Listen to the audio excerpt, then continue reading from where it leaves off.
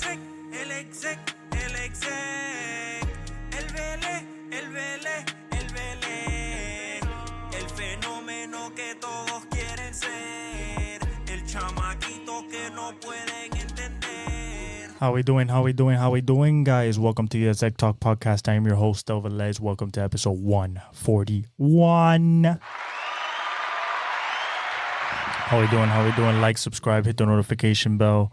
I'm currently working on moving to a new apartment, so that's why the schedule is kind of wonky. I arrive late some days to the house, then I have church, and I have a haircut, so that's why like the schedule is kind of wonky. But I'm trying my best to give you guys, your weekly dose. So on the docket, we have Shohei Ohtani's 50-50. We're going to talk about the significance of what it is that we're watching with him, and the fact that baseball is the sport that gets the least amount of national media coverage over the last, I would say, 10 years. Could stretch it out to 15, because when I watched baseball back in the day, I'm 28, so back in like 04, 05, 06, 07, like baseball was big. You saw baseball on SportsCenter. You saw every game recap. You saw MLB Tonight. Like baseball was big. But as the NFL and the NBA grew, and the excitement and the way marketing worked, and how long baseball got, baseball went through the dead period, which is like, where games were like 3.5 hours long on average, and nobody wanted to watch it. Too many like delay tactics by pitchers and hitters, and there was no rules to like limit how many times you could take a break, how many times you could call time, mound visits. So as all that started to clean up, hopefully, baseball would get back on the radar. But I think the guy that will get it back on the radar and has gotten it back on the radar a little bit is Shohei Ohtani. Arguably the greatest baseball player of all time. People say Babe Ruth, but now they're opening up to the fact that like Babe Ruth didn't pitch for as long as Ohtani has. And then what Ohtani's doing in a rehab year, what he has done in a rehab year, the way he did it, we're going to talk about it, the way he did it, because he did it here in Miami. I could have gone to the game, but I was just getting the apartment, so I didn't have like a way to go. But I could have gone to the game. But that's like the first story that we're talking about. Then we're talking about Formula One. Then we're talking about NASCAR. Formula One went the way that we thought it kind of would. NASCAR wasn't surprising at all, because the person who won was under the most pressure to win. And then we're going to talk about the NFL. We're going to talk about the NCAA, week that happened. Archie Manning looks great. Cam Ward still looks great. And Colorado somehow, some way pulls it out against Baylor in an absolute stunner of the likes that only college football can provide. And then we're going to get to the NFL. And we got some roasting to do. We got to humble ourselves a little bit. And we got to accept that the NFL as we know it has changed. The scheme that we thought we knew coming into this season has completely turned the tables. And the reason why is somehow very telling, and somehow at the same time something we should have expected. Based on how the game has evolved over the past, I would say 20, 25, 30 years. But back to Shohei. Then we're going to talk a little baseball at the end. I don't want to make it too long. I am recording this like at 9 o'clock at night. But I want to get you guys like caught up as much as possible, as I know like you have this episode and then you got the Thursday episode. So Shohei last week on Thursday, when I was when I was recording, Wednesday or Thursday when I was recording, he started off the game with 49 stolen bases, 48 home runs. This man ended the game with 51 stolen bases and 51 home runs. The way he did it was incredible. He went 6 for 6, 10 RBI, 2 stolen bases, 3 home runs, 2 doubles, and almost a cycle, but he got thrown out at third. Since 1920, no player has, since the RBI stat was created, no player had that type of performance with 2 stolen bases. There has been better games. I would say one, Sean Green, the 12 RBI game with the 4 home runs.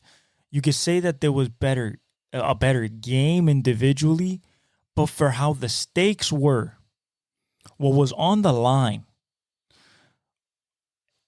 and not only what was on the line, but how he has done it his whole career. The big moments in the pressure-packed situations. He went 40-40. He joined the 40. My phone fell. He went 40-40 as a grand slam in the 9th inning at home to win. That's how he went 40-40. He joined the 40-40 club about a month ago, or I want to say about 2 weeks ago, because he's gone on a rapid pace. We're going to talk about how he's almost caught Judge and everything, how Judge is kind of heating up. But Ohtani, in about 2 weeks, went from the 40-40 club, grand slam, 9th inning, to walk it off. I mean, there's no more better feeling than to win a game like that and to get into that type of club. He was only the 7th player ever to do it. And then come back for 50-50. Steal your 50th base in the first inning. Steal your 51st base in the 3rd inning. And then go 3 straight at-bats off a Cabrera, a reliever, and a position player, but the position player doesn't matter, and go back to back to back home runs. 49, an absolute thundershot into the upper deck of right field. 50, an oppo shot that when you see him hit it, it was like, you see him hit it, you're like, is that going out?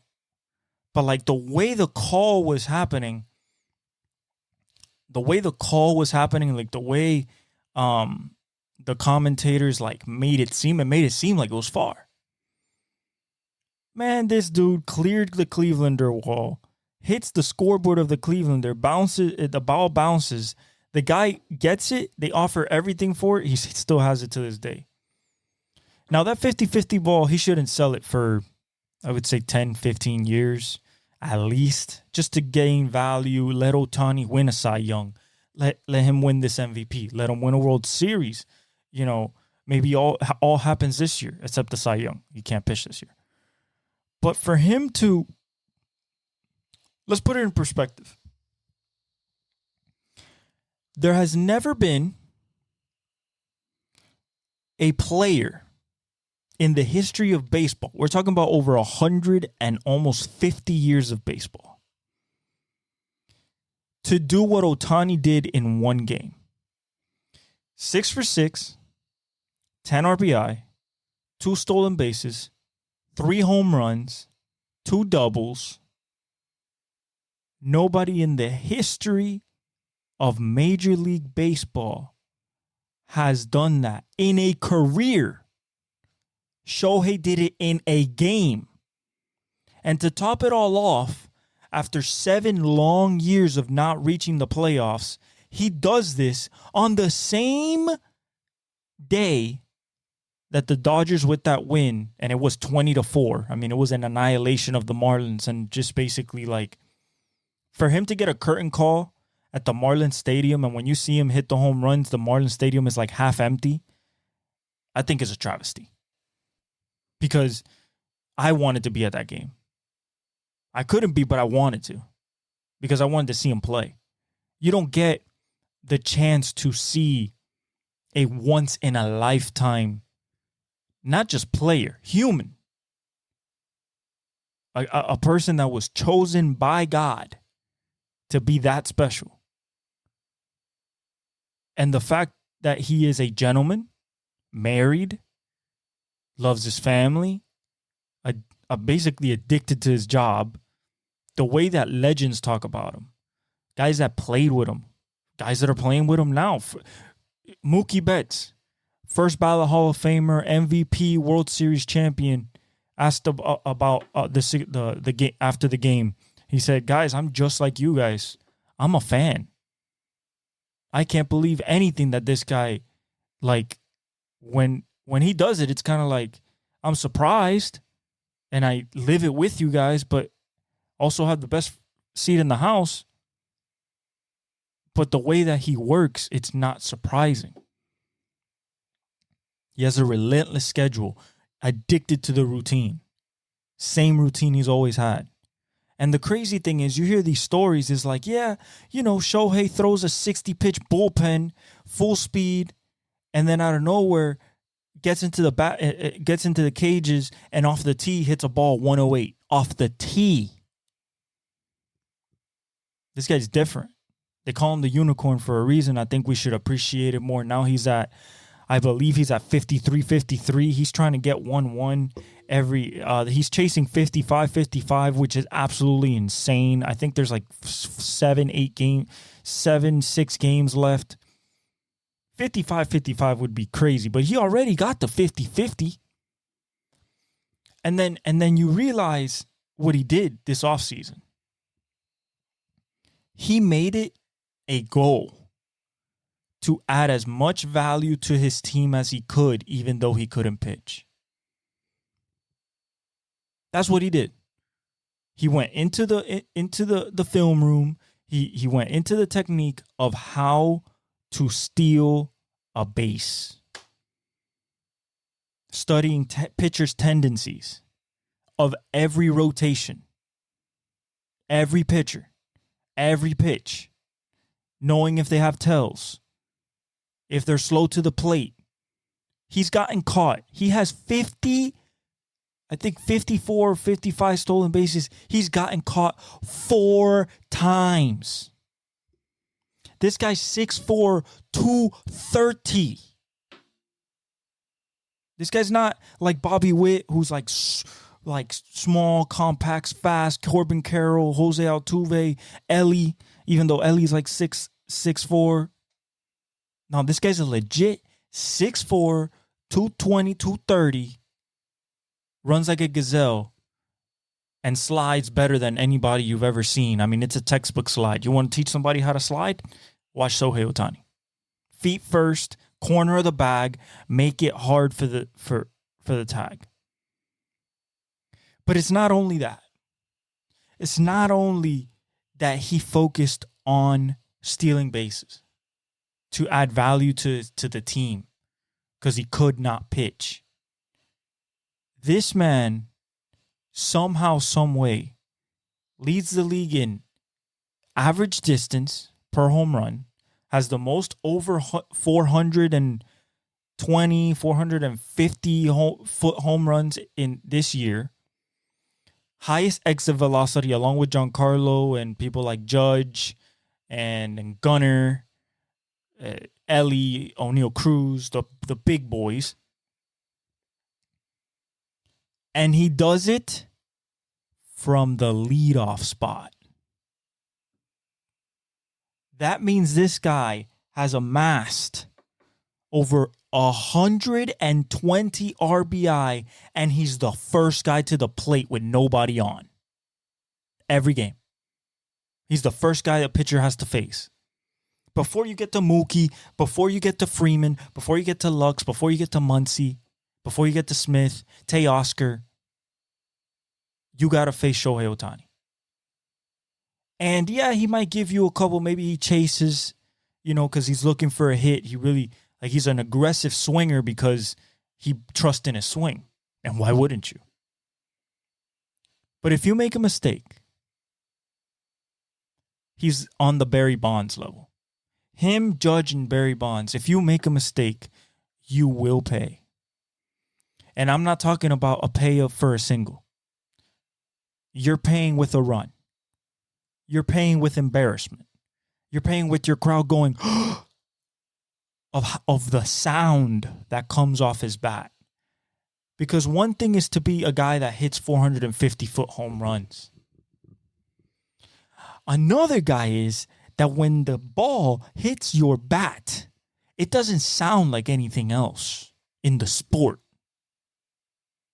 It is a cannon shot. And every time I'm watching him, like the highlights, and I know that a home run's coming because like I saw it on Twitter or something. So I know when these at-bats is a home run, I'm waiting for that sound. And he had a home run this year in Minute Maid against the Astros where the commentators didn't even see the ball. You know what the commentator said? I didn't see it, but I heard it. Yeah, the crack of the bat. You didn't see the ball. Ball went like 450. Upper deck, lost. Didn't even see where it landed. Heard the sound of the bat. That's crazy. And the craziest thing on top of all of that with the 50-50 and everything, this guy is a legit top 10 pitcher in the game. Throws 99 to 100 fastball. One of the nastiest splitters in baseball history.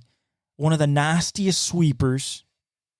Nasty curveball. Nasty changeup. Dirty sliders.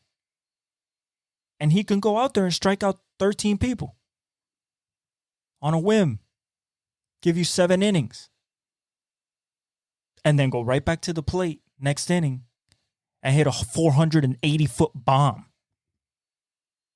That's what we're watching. So I want you guys to understand the type of greatness that we're watching and the privilege that we have. Just like I tell you guys about watching LeBron, watching Curry, watching Patrick Mahomes, being able to watch Brady, being able to watch Aaron, being able to watch Peyton.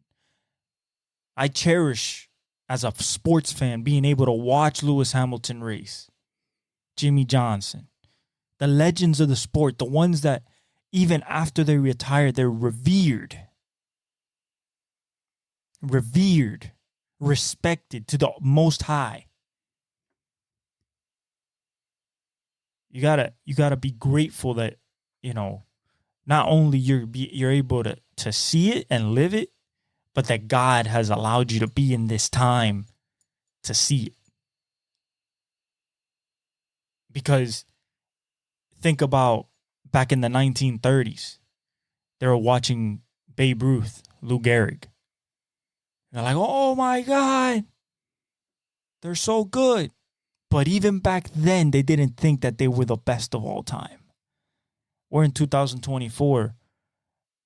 And when you look at some of the greatest streaks of some of the greatest numbers in the history of baseball, you got to go back to the 1920s, 1910s, 1930s. For Ty Cobb, for Ted Williams, for Lou Gehrig, for Babe Ruth. Because those numbers still stand till today. So Ohtani doing what he's doing, respect it, admire it, use it as motivation. Because he is the epitome of what happens when talent is met by the exact type of hard work and dedication to your craft. Okay? Him, Curry, Mahomes, the way Brady was. It's a special type of people. Some people call it maniacal. Some people call it borderline psychopathic. Maybe addicted. But sports doesn't hurt nobody. And the most successful sports people, yeah, there's a few that have fallen through the cracks that were just pure talent. pure talent. But very few of those reach the mountaintop of the ones that worked hard. You know, people that did it with just talent. Lawrence Taylor, greatest defensive lineman of all time, would go to parties and everything, show up on Sunday and get 3 sacks.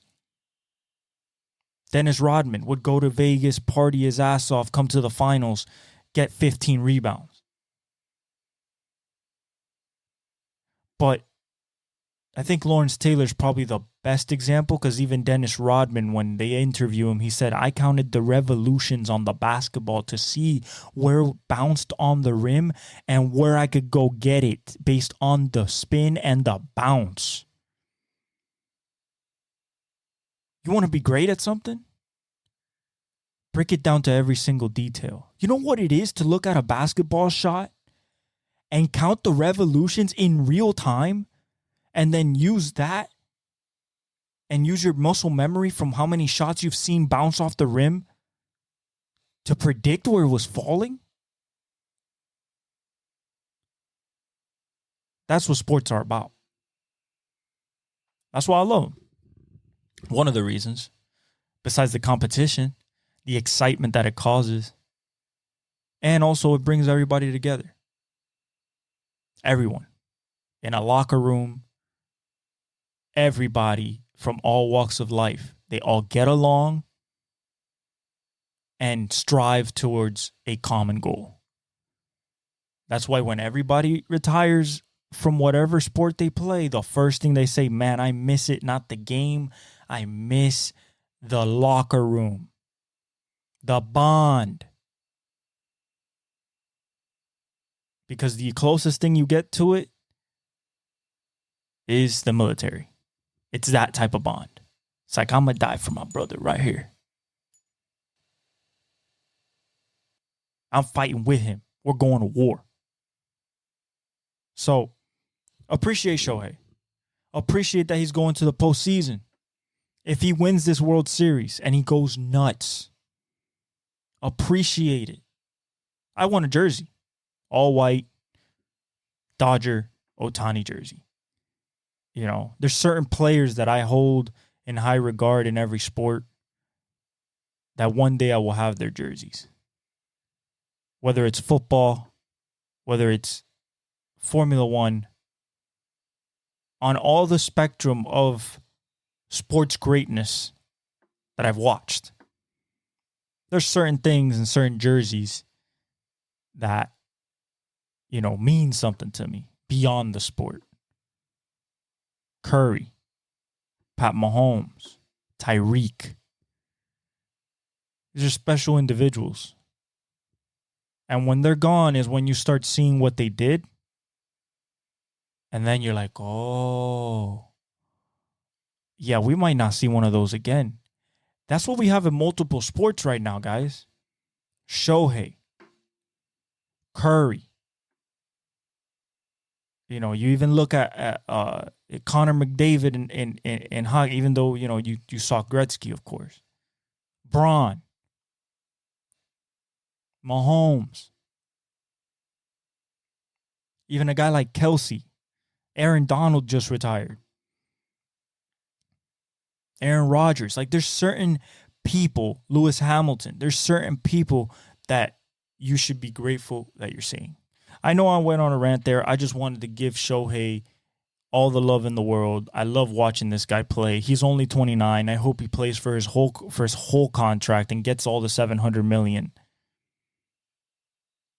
But in a year that he had his best friend steal $14 million from him from gambling, to a new team, a new city, all the expectations in the world, and he couldn't pitch. And he goes 50-50. First player ever. And then for his 52nd, this man ties the game and Mookie walks it off after him. I mean, it's just fairy tale stuff with him. And it's been like that forever. So he will get his third MVP this year. He's already a cemented first ballot Hall of Famer for me. Yes, he has to make it to 10 years. I have no doubt that he'll make it to 10 years, but he has already 3 MVPs. In my opinion, all he needs is a Cy Young to complete the trophy case. Yes, you won a World Series, of course,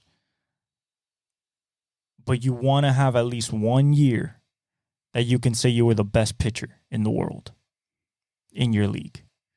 And I think he can get that next year, maybe the year after. I think he's only going to get smarter on the mound. The speed is still going to be there. I mean, the type of rehab that he does to recover and stuff like that. Like, the guy's a machine, and we better appreciate it while he's here, because people have tried to do what he's doing, just like Travis Hunter. It don't happen. Not like this. Not Hall of Fame pitcher. Hall of Fame hitter. Don't happen like that. When he gets inducted into the Hall of Fame, this motherfucker's going to get inducted as a pitcher and as a DH. Are you kidding me? It's incredible. Absolutely incredible. All right, let's get to Formula One. Formula One. All right. Landó wins. We knew, I told you guys last week, hey, Singapore is the type of track for the big boys to reassert dominance. Exactly what happened. Landó, Verstappen, even Lewis a little bit. But the thing is, and what we're learning really quick is, McLaren is the team to beat. McLaren has the most balanced car, has the fastest car, best tire deg. And now the question is, can McLaren get enough breaks in the last 7 races of the season? We're going to Coda next here in the United States, in Texas. Lewis loves that track. I expect him to do well. Is it possible for Max to slip up 1 or 2 races? Because Max has a 59-point lead right now. That's approximately 3 races. 2.5, almost 3 races. And for Landó to be able to win the championship this year, he needs Verstappen to finish 3rd, 4th, or 5th and not 2nd. If Verstappen keeps finishing 2nd for the rest of the year, he'll win the title. Because the difference in points totals, it's not enough to bridge the gap. And that's what happens when Red Bull builds a lead at the beginning of the season. You're chasing them. But you're not only chasing them, you're hoping not only that they don't win, but they're not even a factor on the podium. And I think that's a little bit too tough this year. As much as I don't want Max Verstappen to get his 4th championship, especially in a row. And it's not because I hate Max. I love Max as a driver. But I've said this before. When you win so much that you kind of take it for granted. And what I mean by that is, like, look at Lewis Hamilton when he won the British Grand Prix this year. The elation, the emotion, the joy, that's from a 7-time world champion and the guy that's considered the GOAT of the sport. Crying in the car, saying thank you to his teammates, thank you to his team. Winning his like 105th Grand Prix, over 200 podiums, the GOAT of the sport. And for him to show that type of elation and emotion for 1 win, because he thought he'll never win again. And then for Max to win and be like, yeah, good job, guys. Good job, guys. Car was on rails today. Good job, Max. Good job. Good job. Very good. You were blazing today. You were cracking. That's it. This is Formula One. This is the hardest racing in the world. This is the pinnacle of motorsport. Just because you've won 3 championships in a row, especially in dominating fashion, where it became kind of routine to win, doesn't give you the right to not show emotion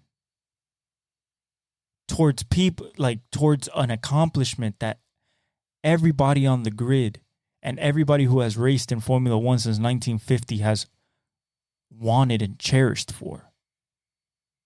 A Grand Prix win. Some people only have one. Some people don't even have one. Some people just have podiums. Some people retired only getting 1 point as a driver. Getting a point is big, let alone a win.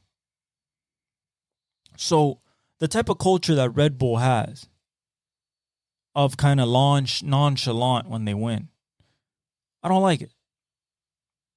And the reason I don't like it is because when you look at sports,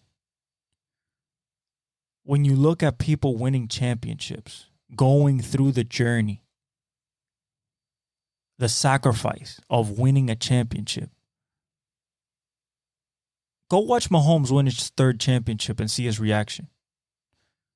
Go watch Brady win his 7th championship and see his reaction. Watch Curry win his 4th and see his reaction. Watch Kobe win his 5th and see his reaction. Watch Albert Pujols win his 2nd World Series. Altuve. There's elation. Because at the end of the day, doesn't matter how many times you win, it's still freaking hard. This is professional sports. And Landó is showing that elation. Landó, every time he wins, is, oh my God, guys, thank you so much for this car. And there's joy. Anybody else wins, there is genuine joy. It's not feeling content. It is joy because of how hard it is. Don't get used to winning, because once you stop winning, you're going to realize you should have cherished it more and should have celebrated more. Not that you should over-celebrate, but you should definitely, I believe it's showing respect to the sport of how hard it is. There's only 20 drivers in the world. 20 people who get in an F1 race car in any given season. And there's been decades of just straight dominance by a certain team. The 80s, you had your McLaren. You had your Williams. 90s, a little bit of Benetton. Early, you had McLaren. Then you had the Ferrari machine. You had your 2010s with Vettel. And then, you had your 2015 on. I mean, your 2010s with Vettel and Red Bull when it first started. And then till 2022, you had the silver arrows of the Mercedes. And now you got going to be, hopefully not, but looks like it, 4 years of Red Bull once again. I say that to say this. I love Formula One. But I really, really enjoy when a driver shows joy for winning. Because, man, is it hard. It's hard to get there. And then to win. So many factors are out of your control. You could be the best driver in the world, but if you don't have the car, if you don't have the team, if you don't have the strategy, if not, everything in the race goes perfectly for you. You might never win. So, that's why I like that Landó one. It was a good race. Landó absolutely dominated. He won by like 22 seconds. Just kept pulling away. Just showed that the car was faster. That the tire degradation was not as much. Mercedes made a mistake.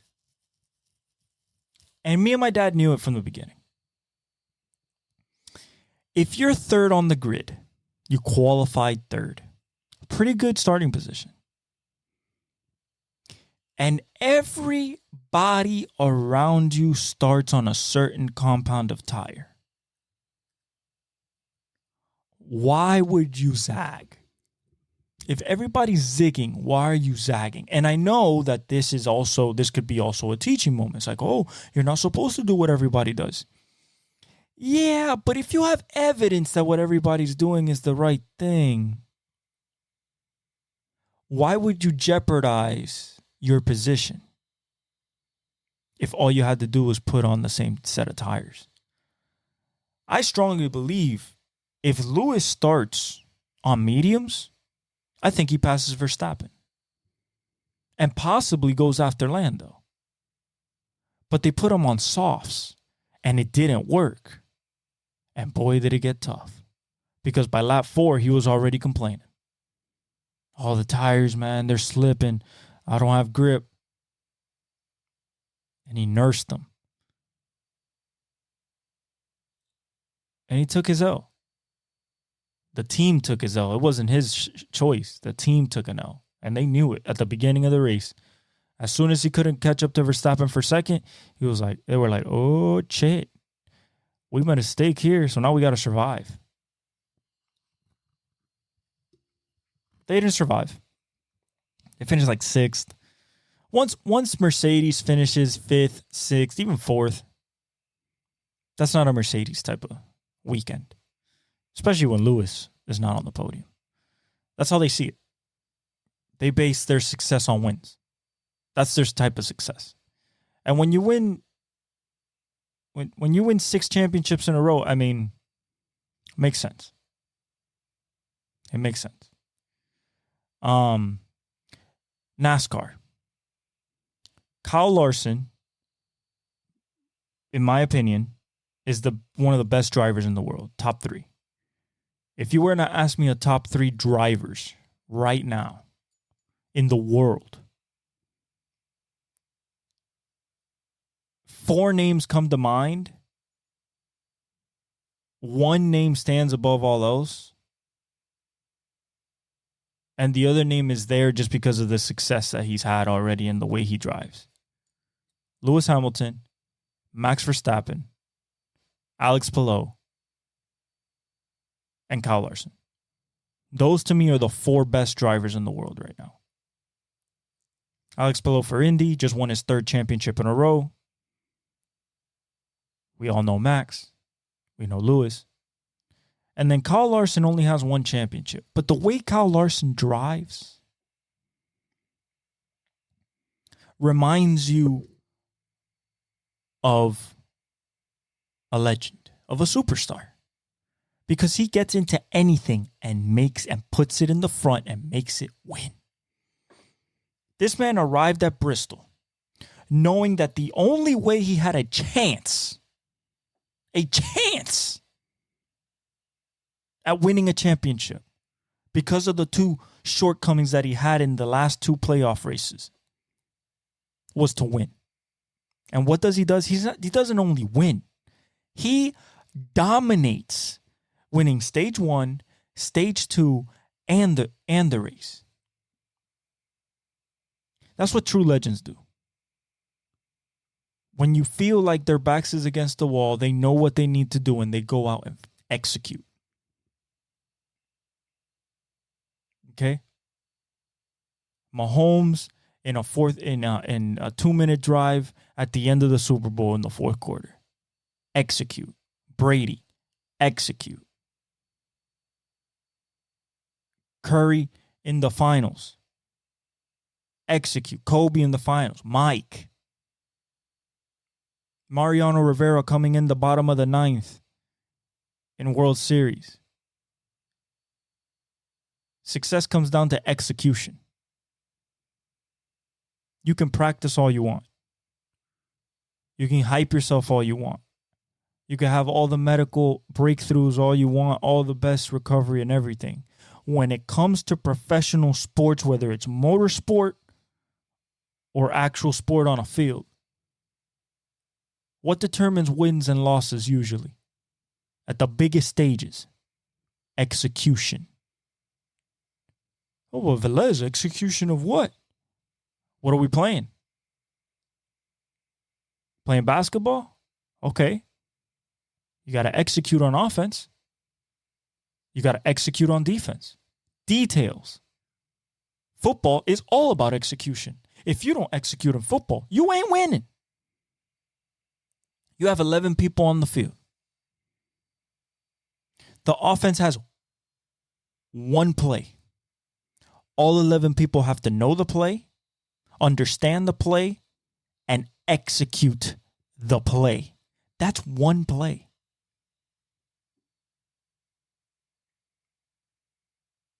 One play takes 11 minds to be in sync. Now imagine that. One play. But you're not only depending on your team out there. The guy that's calling the play, your coach, your offensive coordinator, he has to be in the right frame of mind and locked in to call the right play. Let's go on the defensive side. You guys might say, oh, all there is cover 2 and cover 1 robber and cover 0 and cover 6 and cover... Yes. But in the fever pitch moments of a defensive possession, a defensive drive, a defensive stand, and we're going to talk about it with the Chiefs, execution. You might have instincts, but do you act on those instincts? Do you trust what you see? See, the thing is, you can study a playbook, but a playbook ain't on grass. A playbook ain't trying to hold you and hit you and everything like that. A playbook is a skeleton of what you roughly are going to do out there on the field. What you hope to accomplish is on the playbook. This is your first option. Ideally, we want to hit him. This is your second option. If you go through your progression, this is your third option. This is your dump off if nothing's open. That's how it should go. But on paper, it doesn't tell you that your offensive line's a piece of shit. It doesn't tell you that you're facing Aaron Donald, that you're facing Chris Jones. So when you get out on the grass, that's where you find who are the Jimmies and the Joes. And that's why when people get drafted, it's interesting because it is a crapshoot, right? But what are you really looking for? You're not looking just for a mind, especially in a quarterback. You're not looking just for a mind. You're not looking for a certain type of personality. You're also looking for somebody that under the pressure of the world, while millions are watching, their heartbeat stays at 60 BPM. And Velez, why so specific 60 BPM? Because that is the calmest a human can possibly be. 60 BPM. Stephen Curry, in a 30-second timeout, trained himself to go from 150 beats per minute to 79 in 30 seconds. And people say, oh, but he's the most conditioned athlete in the NBA. Yeah. Yeah, he is. That's why. Because for you to be in a pressure-packed situation in the finals, and you're the one creating everything. You're the one that's running, you're the one everything. You call a timeout. Under all that stress, you can bottle that up and still get back to even keel. So you can think right and you can execute.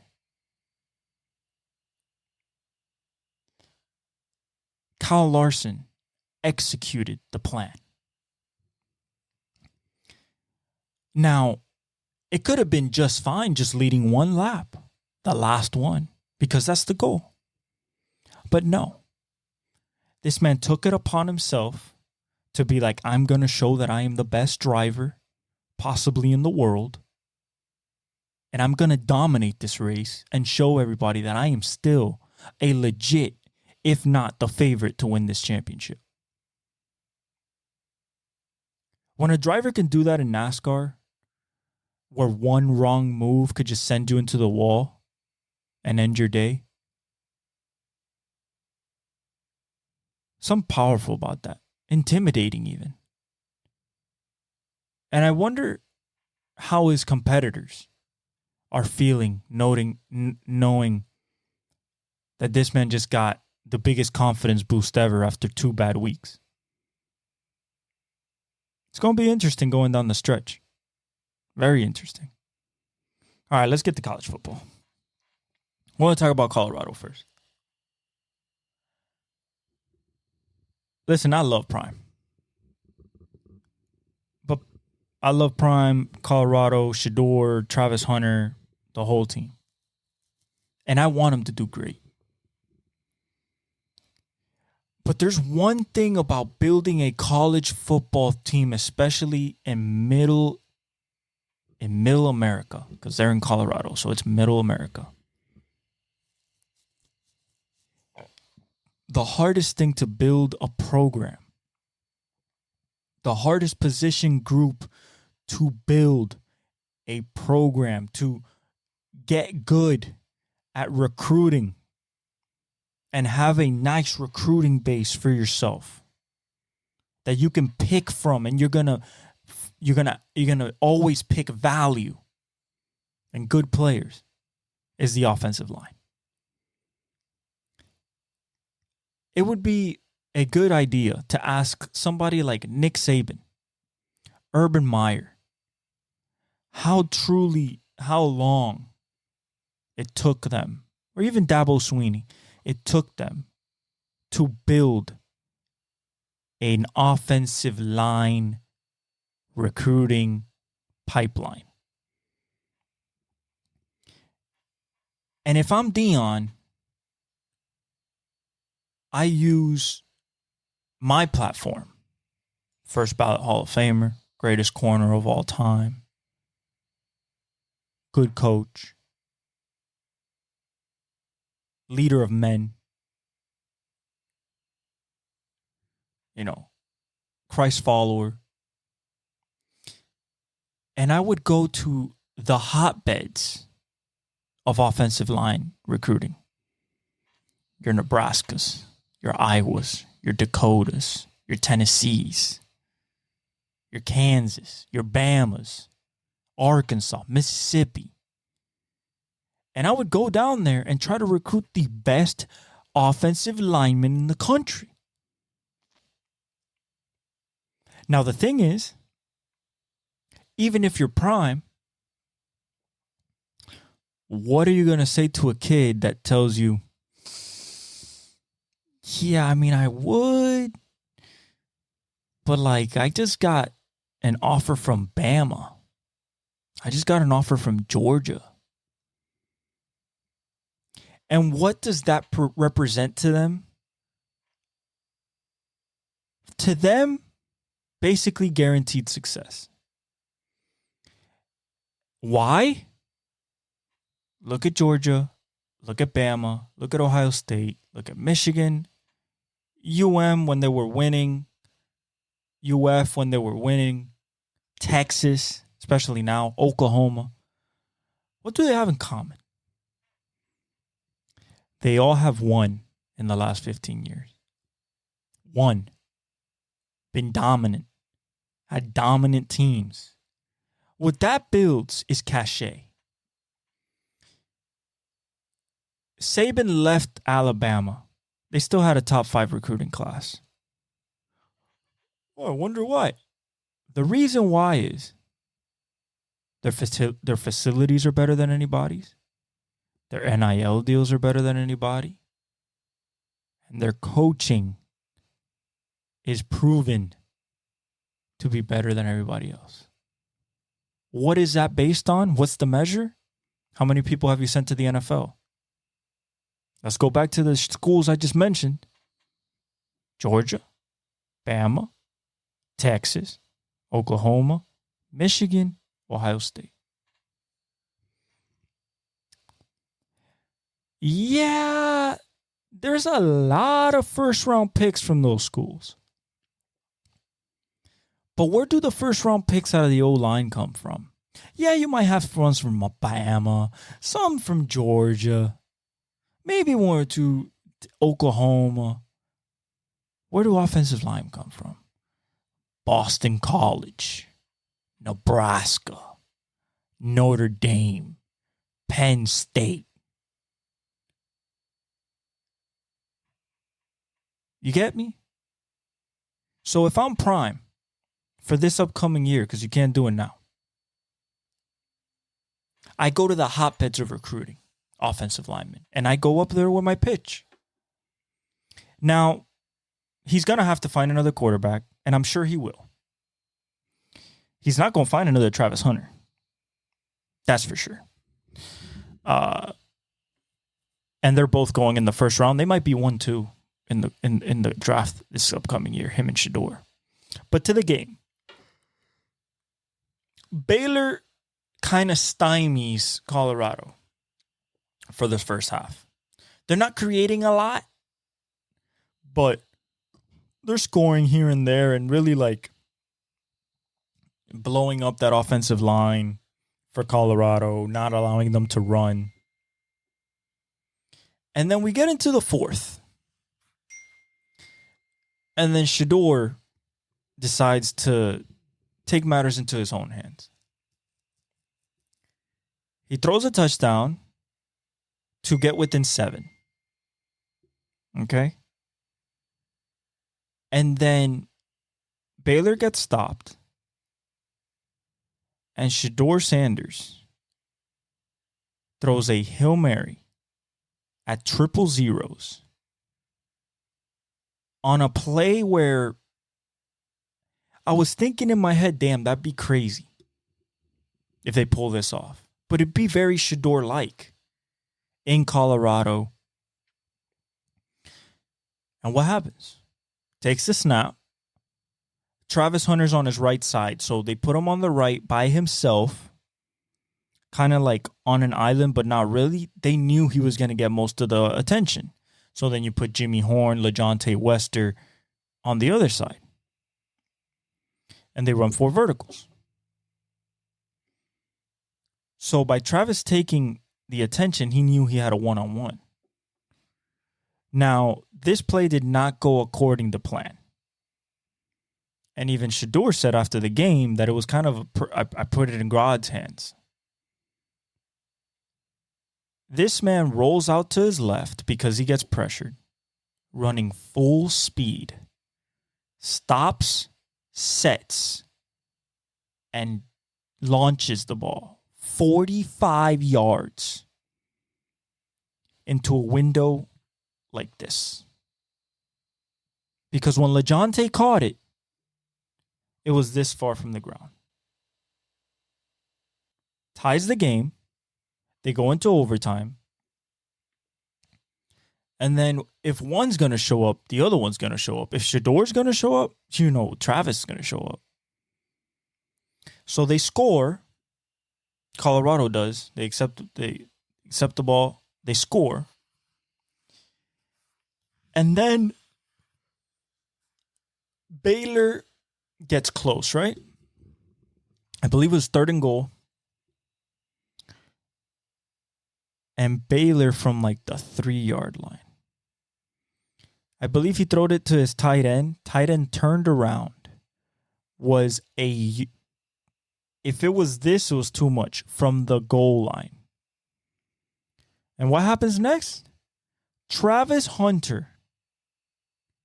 To me, the Heisman Trophy favorite right now, and to the sportsbook as well, leaps into the air, puts his helmet and his shoulder pad directly on the ball, while the guy's trying to reach out and to score, knocks the ball out, fumbles before the goal line, and then rolls out of the end zone. Game over. Stormed the field. Even when they were still reviewing, the field got stormed and everything. That type of win, although exciting, and that's how all Colorado games have been,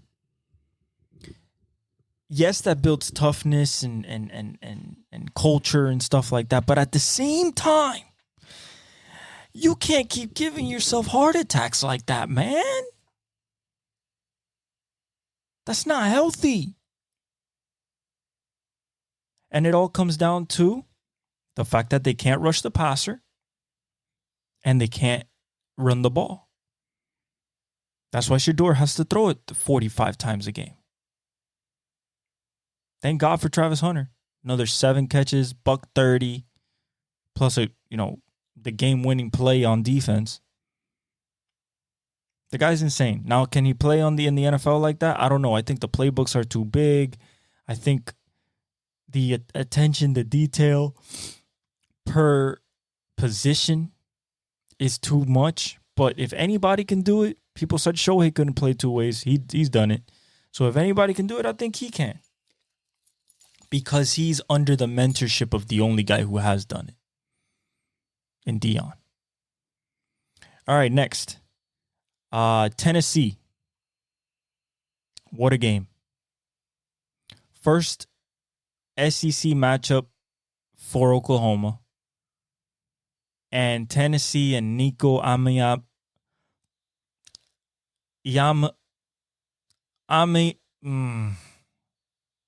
that's such a tough name to say. That was bad. Milava. If I butchered it, I'm sorry. Nico. Nico's a legit quarterback. Nico is a legit dude that Tennessee can be proud of, and possibly once they reach the playoffs, which they will make, and have a chance to win the SEC championship, although Georgia and Texas right now, pretty big boys right now, especially Texas. But have a chance to enter as an at-large pick or as an actual conference champion. I think this team is pretty good. I see him play, and even in the Josh Heupel offense, there's more continuity than I've seen before. Even when Hendon Hooker was there, they can run the ball. They're physical, and they forced Oklahoma to change quarterbacks. They went from Jackson Arnold. Man, his name escapes me right now. The kid that went in for him. But even Kirk Herbstreit, the guy that was calling the game, said they found their quarterback. Number 9 has the confidence. He ran in, couple plays, was convicted in his decisions. That's sometimes all you got to show. Conviction in your decisions. Do you trust what you see? Do you think that what you've learned in practice can you apply in the game with certainty and conviction? That's half of the game. That's half of the game, especially at the quarterback position.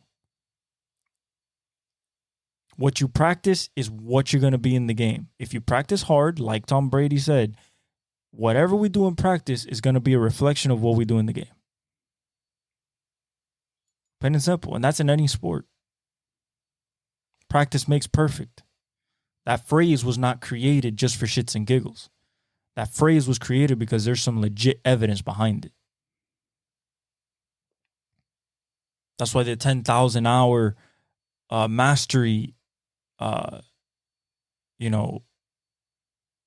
schedule, or I guess like timeline exists. If you do something for 10,000 hours, you'll truly master it. It's a lot of hours. But also, if it's your passion, that's what you've dedicated your life to, not really. And you could divide it by 24 to see how many days it is, but I digress. Other than that, Bama still looks good. Texas is the number one team in the nation. And we could go through the scores.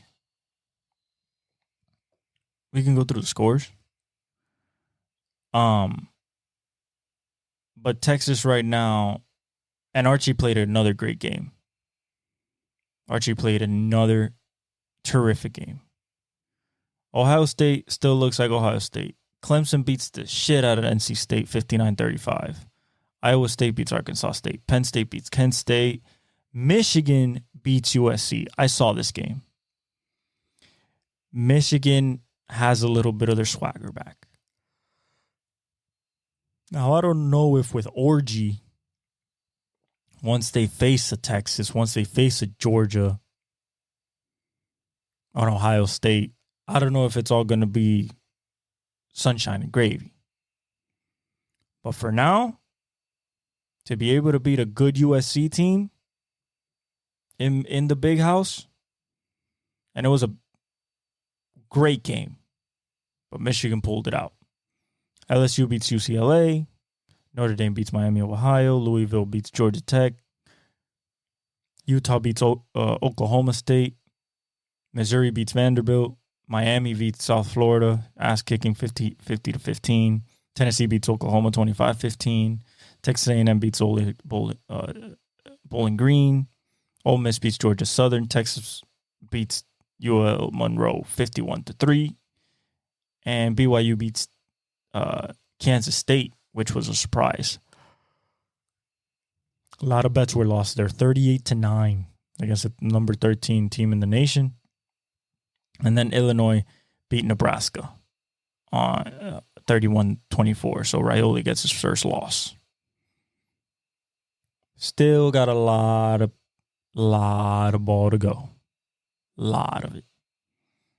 Now if we go to the NFL, guys. Let's start by understanding that the NFL is not going to stay the same. The NFL is known to be cyclical. There's cycles, trends that repeat themselves throughout the years. And as offenses and defenses adjust,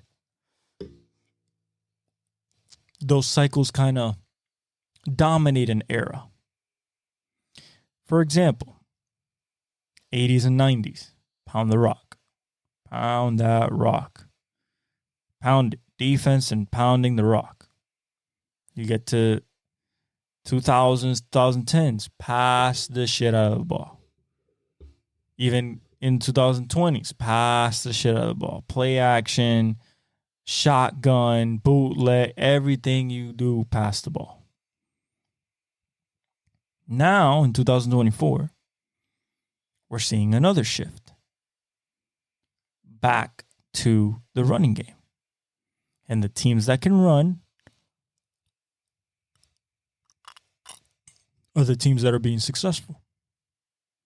Now, there was more surprises this week, of course. Like I said at the beginning of the episode, what we thought we knew this year. The NFL shows us once again that we don't know shit. We thought the Bengals were going to be good. We thought the Commanders were going to suck. We thought the Giants were going to suck. We thought the Carolina Panthers were going to suck. We thought the Saints were going to suck. After J.J. McCarthy got hurt, we thought the Vikings were going to somewhat suck. We put all our eggs in the Chiefs, Bills, Ravens, Texans, Eagles, Packers, 49ers, and some of you Cowboys. And through 3 weeks, what I've noticed is that, boy, these defenses have gotten better. And not better in the sense of like, oh, they got better. No. Defensive coordinators and GMs, or head coaches and GMs, have made a concerted effort.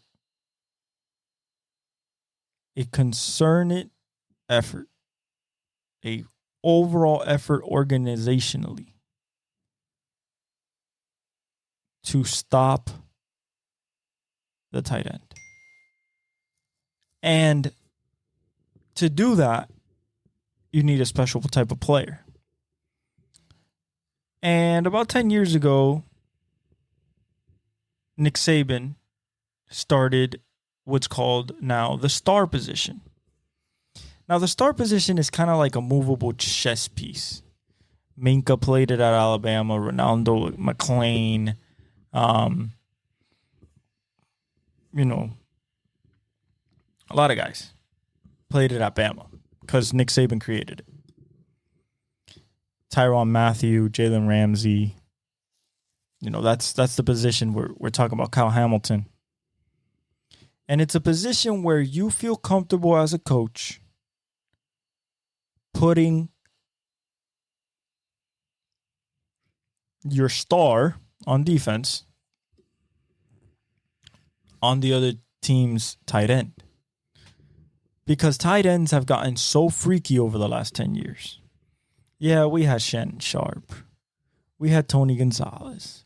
We had Antonio Gates. We had, I'm blanking his name right now. George Kittle, Kelsey.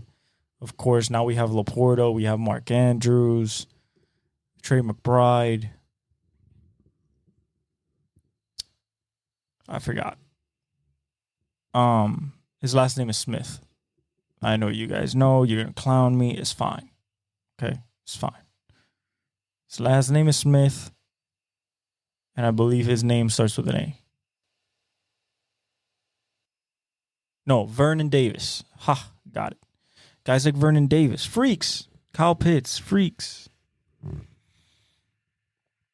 So how do you combat a freak? You get a freak of your own. You get a 6'3", 6'4" Kyle Hamilton. You get a 4'3" Tyrann Mathieu.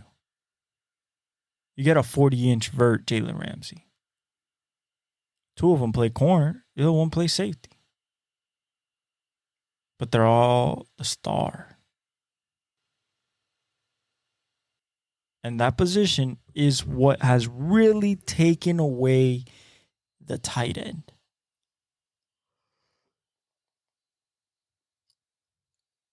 Kelsey, Laporta, Kittle, Mark Andrews.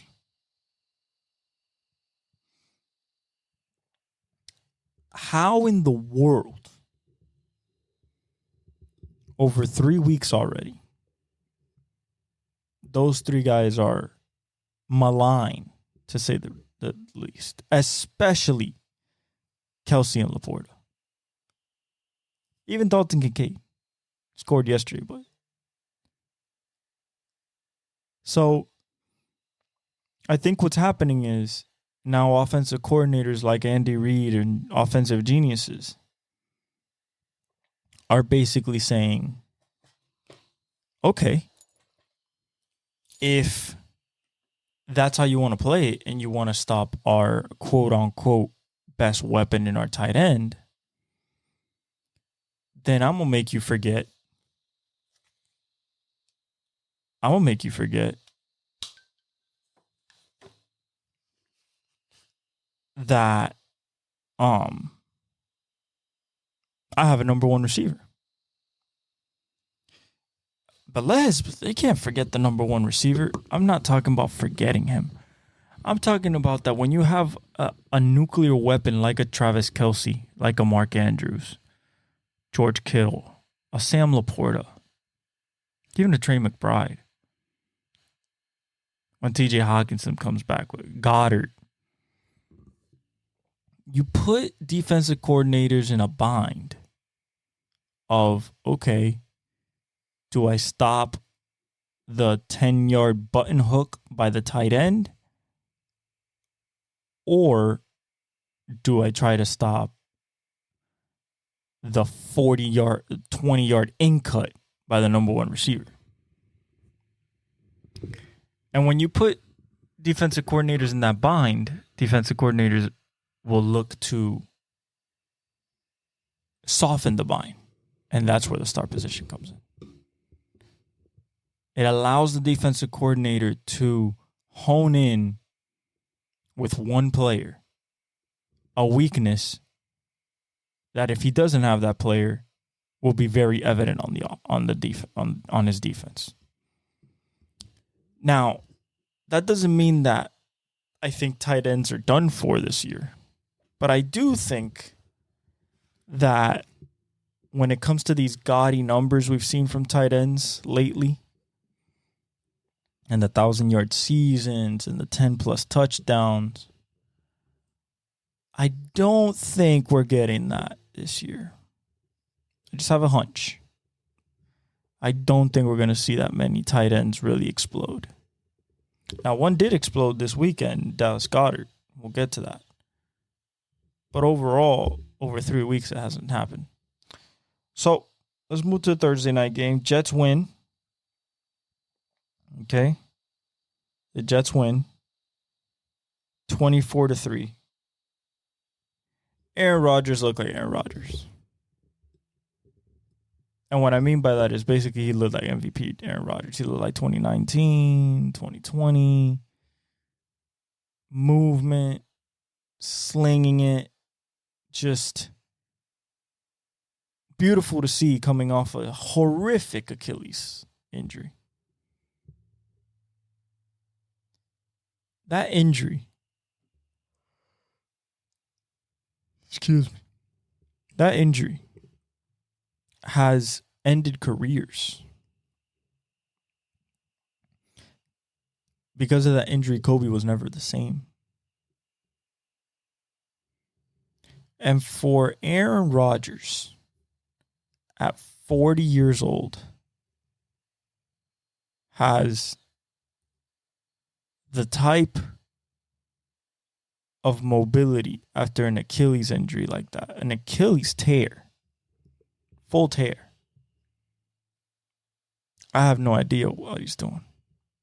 But boy, does it look good. He had mobility. He was slinging it, confident, not cocky, confident. And it's kind of overshadowing the fact that this team really does have a stacked roster. If you look at the defensive side. Offensive side, even though Lazard has done something, I think it's still Aaron Rodgers and Breece Hall and, Garrett Wilson. I think it's still that. For the Patriots, there's no hope. I don't think Jacoby survives the season. He looked like he was scraping himself off the mat, off the floor, off the field. After every snap, this man was on the floor. He got rushed. He got hit, sacked. All they could muster was 3 points. That was basically at the end of the game. And good win, as in like you needed it. But at the same time, don't think that just because they won against the Patriots in that defense, that it's going to be sunshine and gravy from now on. Because it's not. It's not how the league works. That's not how football works. You got to come and execute. But shout out to the Jets. He finally threw a touchdown to Garrett Wilson. Finally. Chargers Steelers. Justin Herbert hurts his ankle again. Keeps him out of the game in the latter stages of it when it was still kind of in question. But then Justin Fields, Fryer, Muth, not Najee Harris, not Jalen Warren,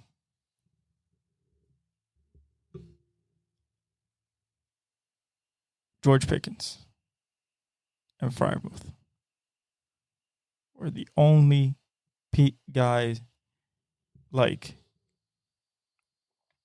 to lose Justin Herbert like that on a sprained ankle that he suffered last week, and like you put him out there and you think it's safe, he gives you the okay. He's always going to give you the okay. And for you guys to not,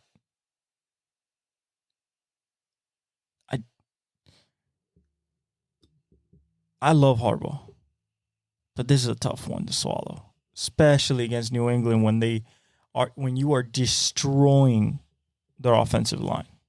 They couldn't run the ball. So, shout out to the Patriots. I don't think that they'll win much more than this. Their defense is like Pittsburgh's. It's defense and pray. It's literally what it is. Defense and pray. Shout out to the Steelers. 3-0. Got to give it to you guys. Wasn't expecting this. Thought it was going to implode. But through it all, I think that we have understood and come to understand that once it's fourth quarter time and the game is in the balance and the defense is defending the opponent's team's offense, that trash, TJ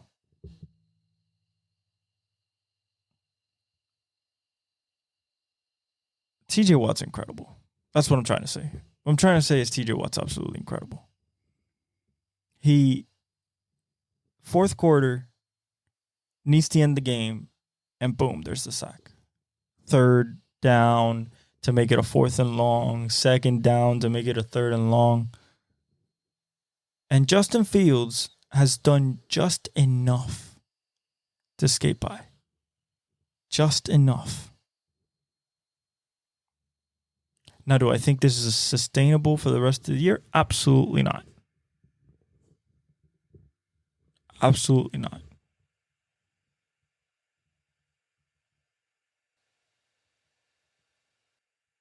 But very interesting that the Steelers 2-0. And Tomlin also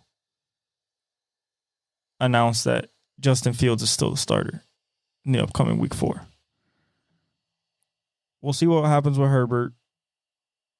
They couldn't run the ball against Steelers. JK was held in check, and as soon as they lost, he threw a touchdown to Quentin Johnston, but as soon as Herbert got hurt, it was over. I mean, they had Taylor Heineke in there. He couldn't pass for a lick, and he got murdered by TJ Watt. And Hurtig. Hurtig did great too. Alex Highsmith, Cameron Hayward, the whole defense. Absolutely great. Shout out to Steelers. Texans-Vikings, a beatdown. Something we didn't see coming. Sam Darnold and KOC are the big deal. They're the real deal. And I said it when JJ went down. I was like, Sam Darnold is a former number 1 pick. So the talent's in there.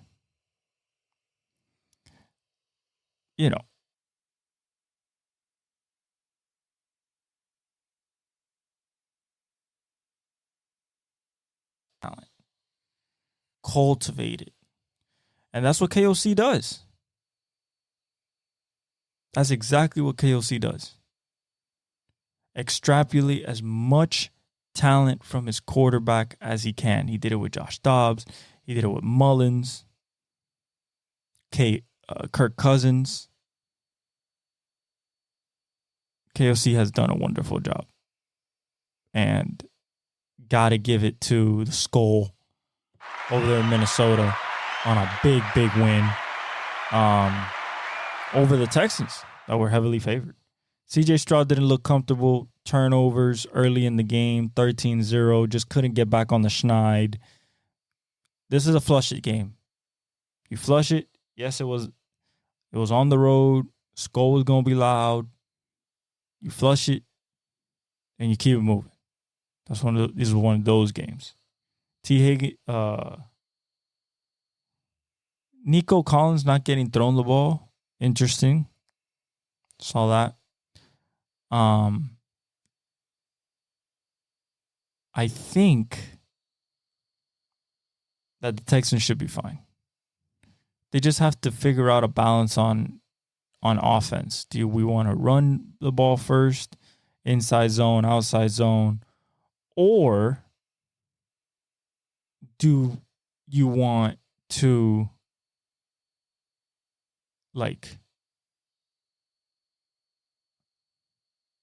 it's funny because the Vikings and Brian Flores, the defense kept them completely out of sync all game long. I'm talking about out of sync because of the turnovers, because there's no true momentum. When he gets it in the fourth quarter, there's not going to be nothing there.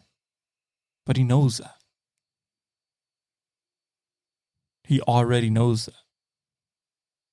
He just wanted to be there. That sucks, though. That really sucks. Just really surprising by the Texans. Really, really surprising showing. Vikings 3-0. Don't look now. I'm not saying it, but don't look now. 4-0. Will the prophecy come true? That would be crazy. So controversial.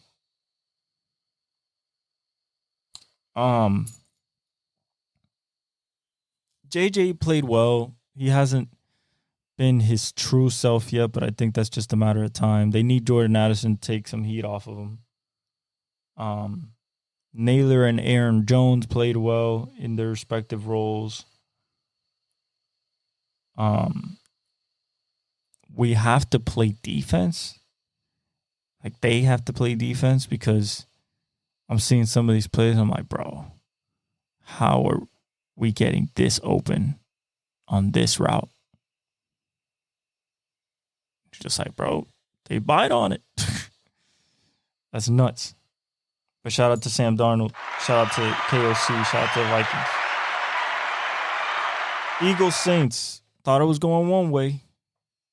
Thought the Saints were going to take this shit easy. Boy, was I wrong. So the Cowboys win against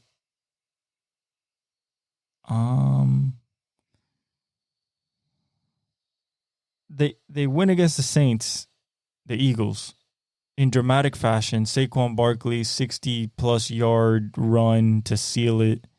And then the defensive stop.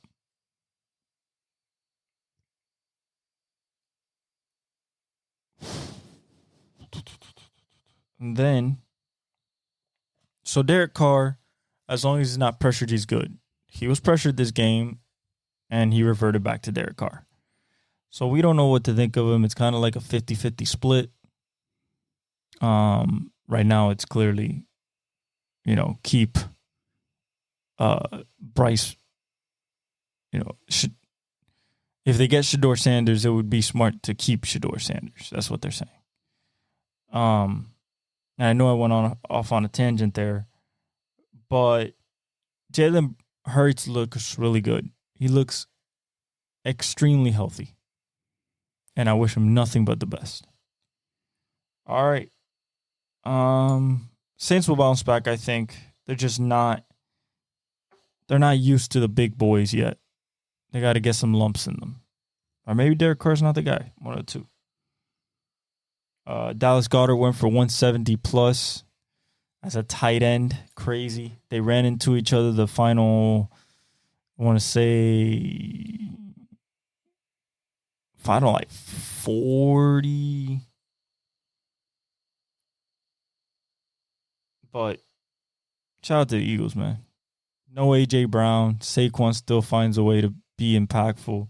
He's averaged, I think, 130, 120 scrimmage yards a game this season. The guy is absolutely incredible.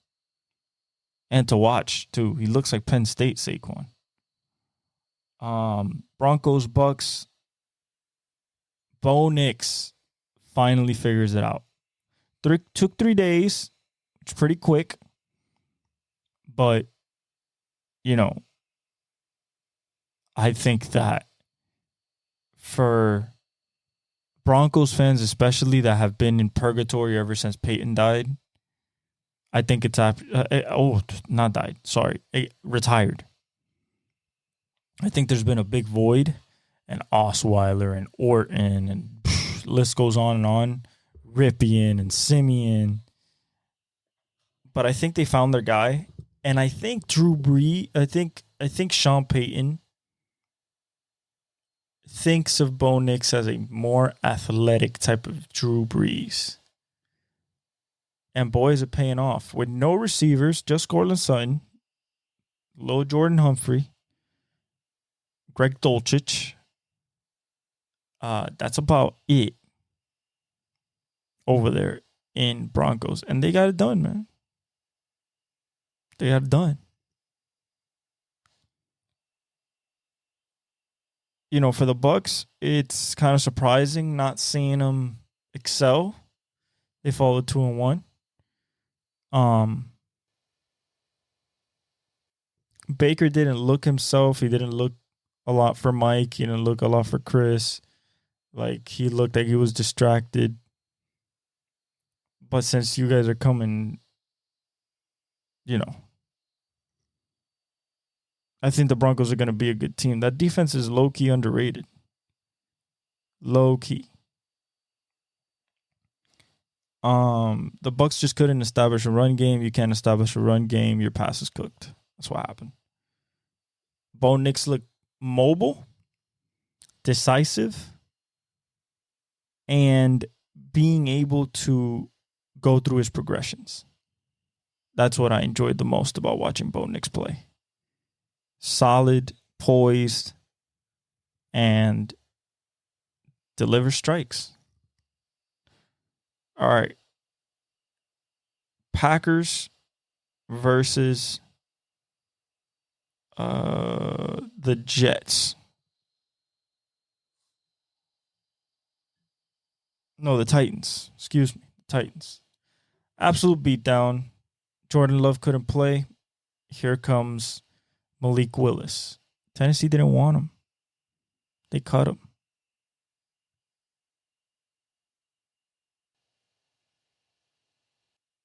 I think that the Packers are going to be legit Super Bowl contenders this year. Or maybe not Super Bowl contenders, but division championship, conference championship type of contenders.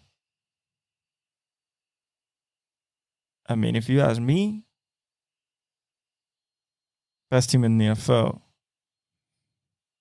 I think it's still Kansas City. As crazy as that sounds.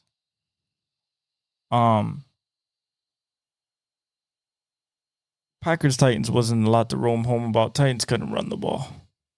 Couldn't pass the ball. At all.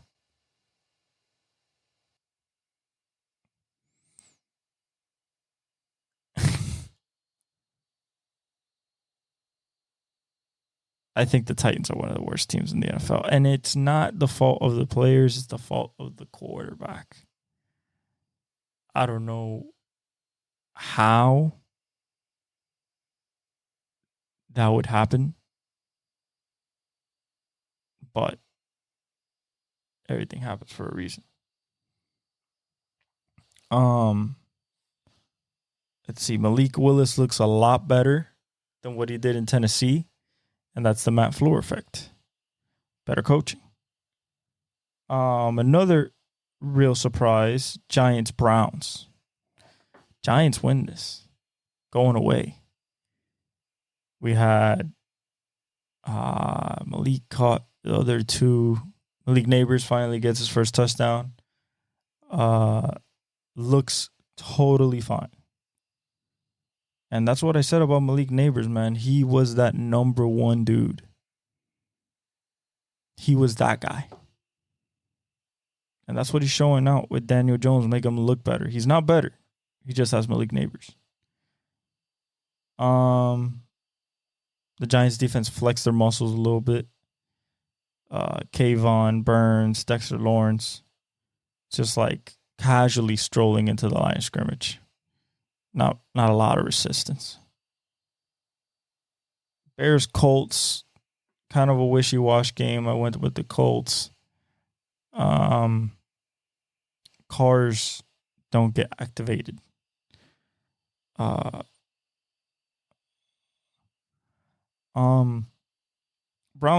Bears Colts. Caleb is going to get better. And for the Colts, AR will get better at deep ball passes under the middle, which is what I've been harping on for the last 3 years. Yeah.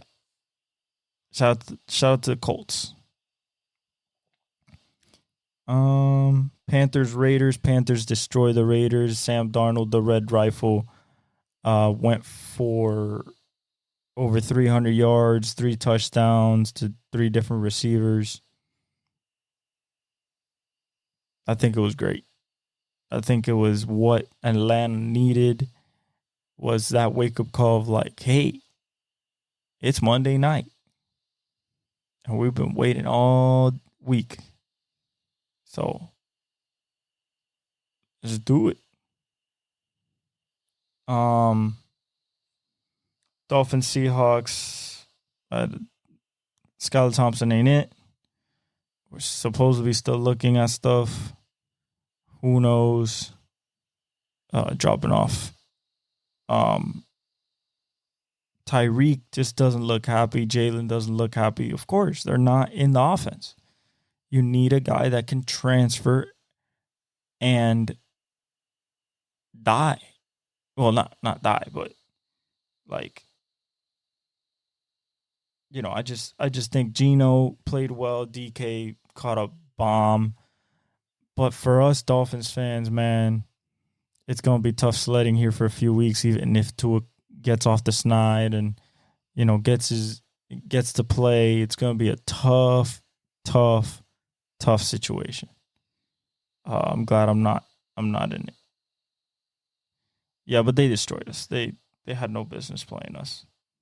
Ravens, Cowboys. Called the Ravens win. Ravens won. They should have won by a lot more. They won by 3. If you think that Dallas putting in a little effort in the fourth quarter to get back within 1 score is worthy of anything of value, you're sadly mistaken. The Ravens are coming to town.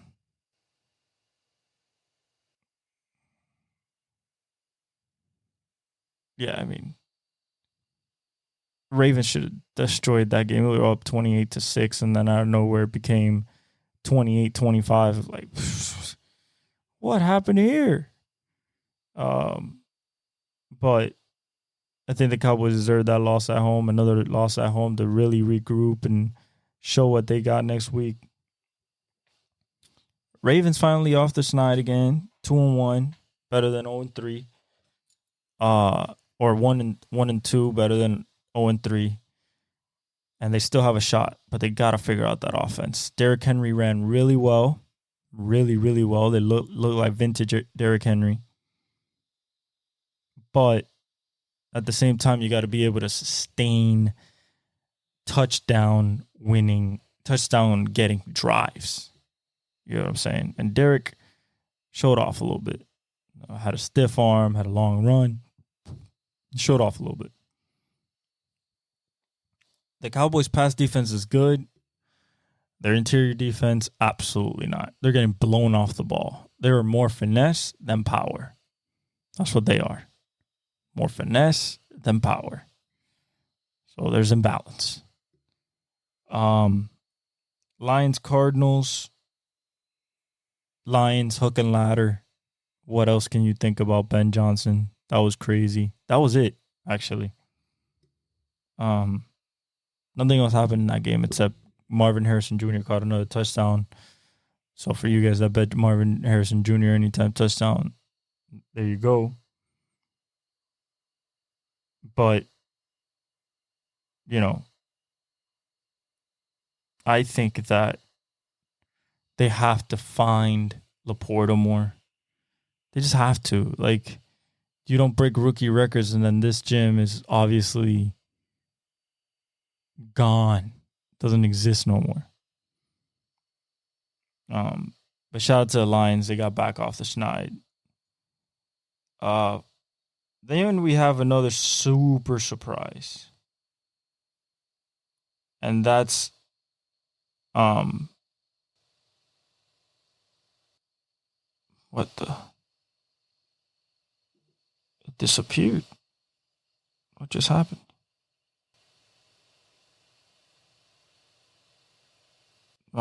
What I just wrote disappeared. That's crazy. Hold up, let me go down there. Hold up. I'm going to my notes. Maybe it didn't disappear. Maybe I'm tripping. Yeah, I'm tripping. 49ers, Rams. Niners had this in the bag. When I say in the bag, this thing was wrapped up. In the bag. Already ready to go. Already ready to go. And you allowed Stafford to gain a little bit of confidence with Tutu Atwell and Tyler Johnson and Demarcus Robinson, a little bit of Kyron Williams, and the defense held the 49ers just enough for you to lose this game. You had this in the bag. No Debo, no McCaffrey. Lost Trent Williams in the middle of the game. He came back. No Kittle. It's tough. You guys pulled it out. The Rams, no Cooper Kupp, no Puka Nacua, so they didn't have no excuses either. And they pulled it out. Stafford did it somehow, some way, willed his team to victory, because I was willing his team to victory.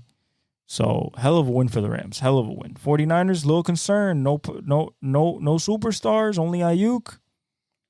Jawan Jennings is the one that has the big day. 3 touchdowns. That's interesting. Chiefs, Falcons. Man, those Chiefs, man. So close to losing. And a phantom call here not called, and then Nick Bolton just destroying the line of scrimmage and firing through his whole pause through a gap to stop Bijan in his tracks was absolutely incredible.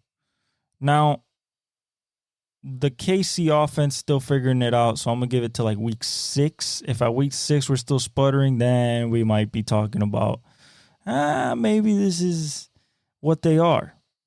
But that defense is still a championship defense. Chris Jones, McDuffie, Nick Bolton, Leo Chenal, Karlaftis, Cook, Williams, it's incredible. It's incredible how they do it. Rashee Rice had another big game. Like I said, they try to cover Kelsey, so Rice is open on, they're teaching Rice how to beat Kelsey, basically, and run the same type of option, imagine ad-lib routes for Mahomes from Rashee Rice, which is insane. So he got 12 catches or 12 targets most of his career. And for the Falcons, man, they were there, and then the Chiefs defense just out-executed them. Spags is incredible. Spags is absolutely insane. Also ballsy leaving his men out there, on islands, but it's worked because you have the players to do it, and you give them the confidence that they can. So that's good. We'll talk about the Thursday night games that just happened yesterday on Thursday. Because one, I'm tired, and two, that's usually when I break down the Thursday night game and then I give you guys my picks. If we go to Carson Steele, it looks like he's going to be the next bell cow in the absence of Pacheco with the fractured fibula. But overall, I think they're going to be fine. They're going to figure out the offense. They're going to figure out how to Xavier Worthy get them involved. They're going to figure out how to get TK Kelsey involved. They're going to figure it out. I have no doubt in Andy Reid. All right. Let's get to baseball and get out of here. Who has clinched? Very simple. New York Yankees have clinched. They clinched today. Cleveland clinched yesterday, like 2 days ago or yesterday. Houston clinched the division today. Philly clinched the division yesterday. Milwaukee clinched the division. And the Dodgers have clinched a playoff berth. They haven't clinched the division yet. I think their magic number is like 2, if I'm not mistaken. And then New York hasn't won the division yet, but they're 5 games up on the Orioles. One more win, and they should be good. In the wild card, how it's coming down to, it's like 6 games left. Orioles are going to make it. They're already in. KC and Detroit are tied, and Minnesota is 2 games back, and Seattle's 2.5 games back. It's going to be tight. I think KC gets in. And I think Detroit, for how hot they are, I think they get in. So we're going to see Tarek Skubal in the postseason. Very young team, but very promising. In the NL, we have San Diego, 3.5 games up on the Mets and the Snakes, the Diamondbacks. Atlanta's 1 game back of the Diamondbacks. And the Mets, because they're both tied. So I still think it's going to be the Mets in Arizona. KC and Detroit, with like 6 games left is insane. If we go a little bit to the stats, just like a final look through before everything ends, Bobby's at 335. He's going to win the batting title. Judge is at 323. Ohtani made it back to over 300. He's at 301. So he brought it back from 288 to 300 in like a week and a half. That's how he's been going off. And then they, like I said, Ohtani was like 10 behind Judge, 12 behind Judge in the home run department like a week and a half ago, 2 weeks ago. Now Judge has 56. He has 56 today. Ohtani has 53. So he's caught up. He's only 3 behind. Anthony Santander's at 44, Soto's at 40, Osuna's at 39, Judge is at 139 RBI, Ohtani's at 123, Bobby Witt's at 208 hits, Arias will get to 200, he's at 196, Vladdy will get to 200, he's at 195, Duran and Ohtani 184 hits, he's going to get close, but I don't think he gets there unless he goes nuts these last 6 games. Ellie, it probably finishes with 60, somewhere around 65 to 67 stolen bases. Ohtani has 55. He could keep stealing more if he wants. Terang has 46. Skubal has 18 wins. Sale has 18 wins. Sale has a 2.38 ERA. Skubal has a 2.39 ERA. Helsley has 47 saves. Class A has 46. Skubal has 228 Ks. Sale has 225. It's going to come down to the wire for the Triple Crown. And then Zach Wheeler is 25 quality starts. Lugo has 22. Corbin Burns has 22. Logan Gilbert has 22. And Tarek Skubal has 22. So everything is pretty cinched up and everything, waiting for the playoffs to start. It's shaping up. We don't have the full thing yet, but we're really, really close to getting it. And yeah, guys, that's it. Enjoy Shohei Ohtani in the postseason. Basketball is going to get ramped up here in early October. We'll start playing training camp preseason like mid-October, and then probably like October 20th, 23rd, 24th is when the season starts. So we're right back to basketball season. We're in playoff baseball season, and we're in the middle of football season. I love it all, including Formula One, including NASCAR. I love you guys. Thank you for all the support. I know this one was a little long. I know that I look tired, but I'm just still putting out what you want for you guys. I love you guys. God bless you guys. Like, subscribe, hit the notification bell, and I leave you with the outro.